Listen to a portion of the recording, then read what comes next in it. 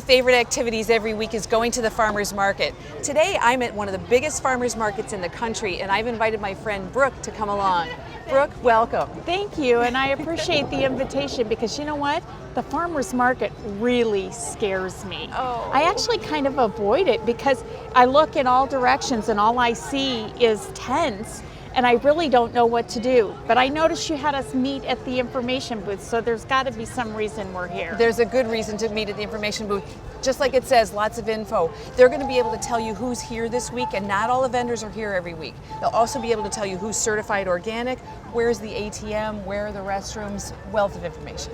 So you told me that because we've met early that I should probably wear a jacket, and you were darn right. Yeah. What else do you do to prepare to make the most out of your time at the farmer's market? Good question. Well, I bring certain things. You'll notice I have my sunglasses on my head, and even though I don't need them right now, I might at some point if we're walking into the sun. In my purse, I've got small bills because I don't know that the vendors are going to be able to change my larger bills. Some of them take credit cards, but I don't usually do that. I don't want to wait around. I want to keep shopping. I also have brought a cart. Yes. And the cart's really handy, especially if I buy anything big or heavy. One of the things that I always worry about is that I'm going to buy something at this booth and then like 5 booths later I'm going to find something so much better. Well, don't worry about that. Here's the thing. It may just happen. And my advice to you is if you find something that you like better, buy that one too. Get them home and compare, because first of all, don't judge a book by its cover or a tomato by its skin. One that looks really good might not taste as good as the other one. So be adventuresome. And remember, it's not a big investment. You spent a few dollars on some tomatoes and you didn't need them. Oh well. Well, I'm excited, so let's get started. Me too. Let's go. Okay. Alrighty, you're gonna like this. I'd like to introduce you to Jill and Sean. Hi, Jill. Hi, Sean. Good morning. Good morning. We're gonna buy some honey today, and I thought I would defer to you since you're the expert. Would you give us a quick honey primer? Sure. This is a later summer honey. It's a little darker. Had you been here in the spring, we had lighter honey. Yes, or I early remember. summer. Yeah. So it'd be lighter in color. That's because that's what the nectar in the floral sources is. It's lighter in the spring, darker as the year progresses. So you get into the fall, you have goldenrod and aster and really darker pollen. Do they taste different? Yes, they'll have a richer. It's like beer, a very light colored beer. It's a light, easy flavor, and the darker they get, the more complex and rich they get. Oh, Sean, what about this? Comb honey Yeah. that's truly just from the hive. So instead of to get this honey, we have to scrape off the top of the wax, and we put it in a spinner, and it spins and throws it out. But this is just all the bees have made that. They've made the wax, they put the honey in, they sealed it. It's perfect honey. It's as raw as you can get.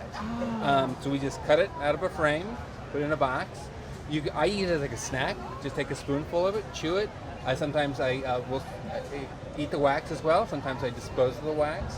But So the wax is edible?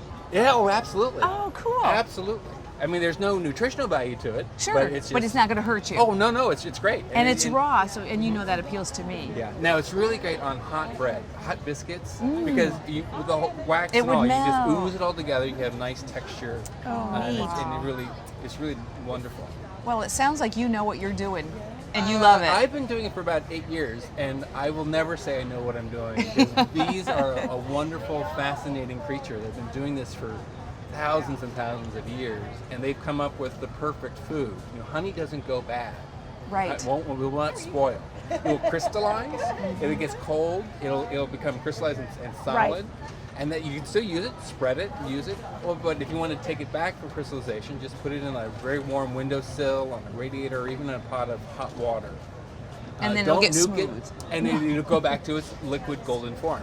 But yeah, don't nuke it because that's going to kill too many of the wonderful good stuff in it, and probably alter the flavor.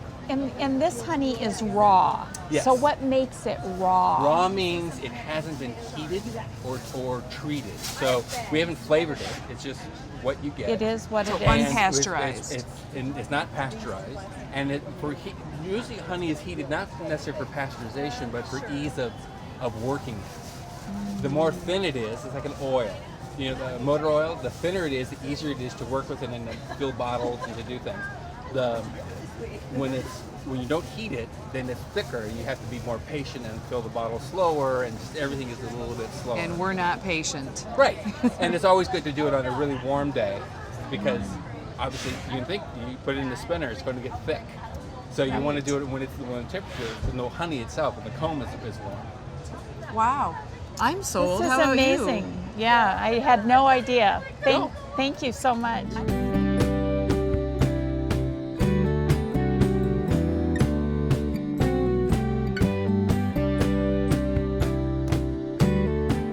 Why don't we go up here to Crooked Creek? I really like their produce, and they'll be very helpful to us.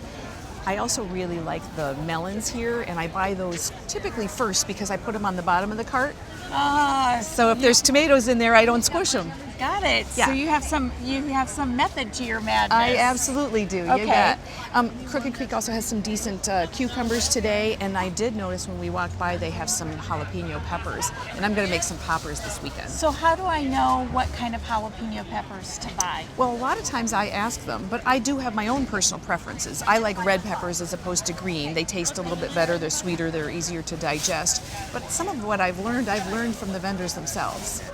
Hi, good morning, Connie. How are you? Glad to have you down This here. is my friend Brooke, and she asked me.